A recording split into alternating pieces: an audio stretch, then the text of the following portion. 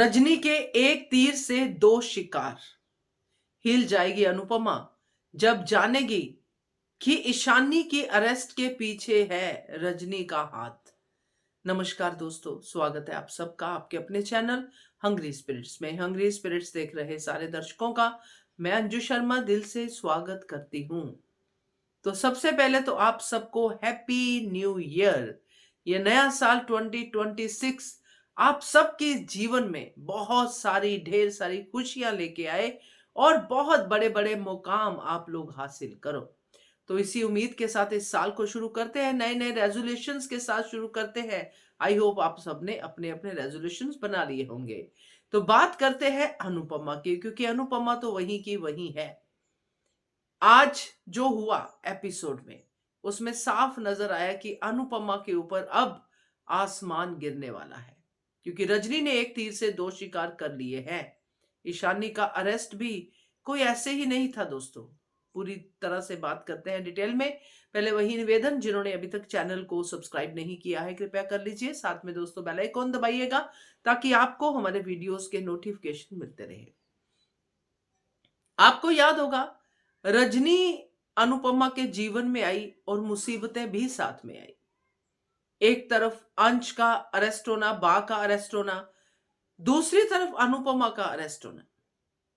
रजनी का दोनों जगह पे संभालना, सिक्योर करना और दोनों जगह पे अहमदाबाद में भी और यहां पे भी अनुपमा के ऊपर एहसान चढ़ा देना।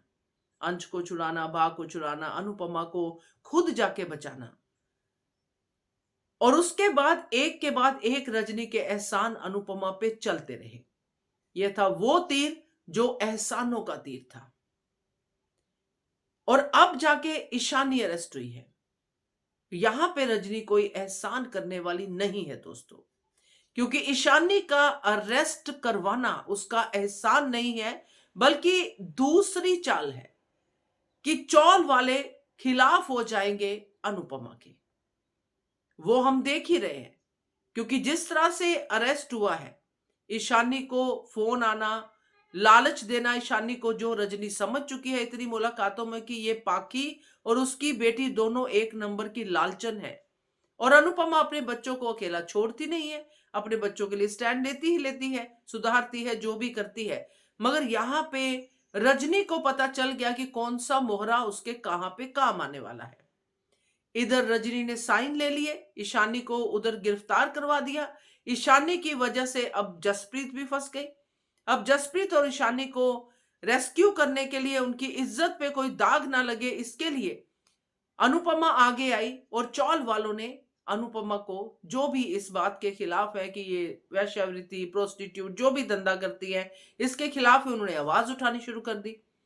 अब यहां पे अनुपमा चौल वालों के खिलाफ बोली।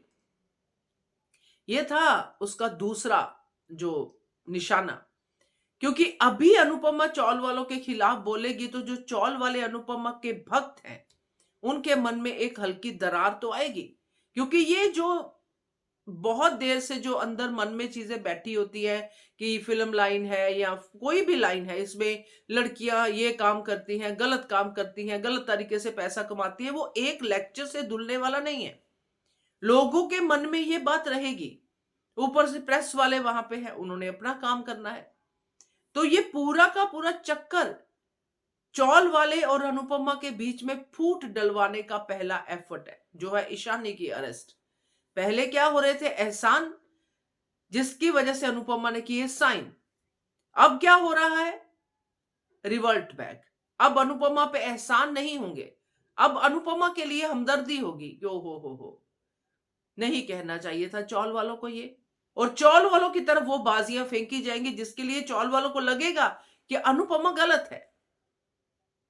तब जाके जब अनुपमा बड़ी गलती करेगी तब चौल वाले खड़े होंगे कि भाई हमें तो पहले से ही लग रहा था, जो भी इस चीज के खिलाफ होंगे।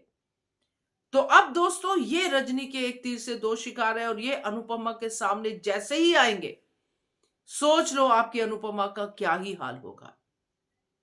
आज जो अनुपमा ने साइन करके जो रजनी पे भरोसा दिखाया है, ये भरोसा ऐसा चूर चूर होगा कि अनुपमा पछताएगी। क्योंकि भरोसा तो चूर चूर होगा दोस्तों। सच चाहे कुछ बिगाड़े बिना सामने आए या कुछ बिगाड़ के सामने आए, सच तो सामने आएगा। और ये सच सहना रजनी के बारे में अनुपमा के लिए बहुत मुश्किल होगा, क्योंकि उसने ना सिर्फ विश्वास किया है बल्कि किसी और के विश्वास का भी यहां पे जो है उसके ऊपर भी विश्वास किया है। क्योंकि चौल वालों ने अनुपमा पे, अनुपमा ने रजनी पे, तो ये ट्रायंगल विश्वास की जो है एकदम टूटेगी। क्योंकि रजनी ने बोल दिया है कि बिल्डर को कि तुम अपना काम करो, अब बुलडोजर आएंगे और रजनी कहेगी कि तूने साइन टाइम पे नहीं किए, अब हम क्या करें। मगर अल्टीमेटली जब ये पेपर सामने आएंगे, चौल वाले बोलेंगे कि बिना इसके कैसे आप कर सकते हो, तो वहां पे अनुपमा के वो साइन किए पेपर आ जाएंगे आगे। तब रजनी पलटेगी अपना रुख कि तेरे जैसी मूर्ख दोस्त मैंने कभी नहीं देखी। तो भाई ये सीन देखने के लिए तैयार हो जाओ आप लोग, क्योंकि आज रजनी के एक तीर से दो शिकार का काम जो है शुरू हो गया है। तो कैसा लगा आपको? डेफिनेटली दुख लगा होगा। आगे भी ये सब होने वाला है, क्या कहते हो आप? कमेंट कीजिएगा। देखते रहिए channel hungry spirits. Thank you so much.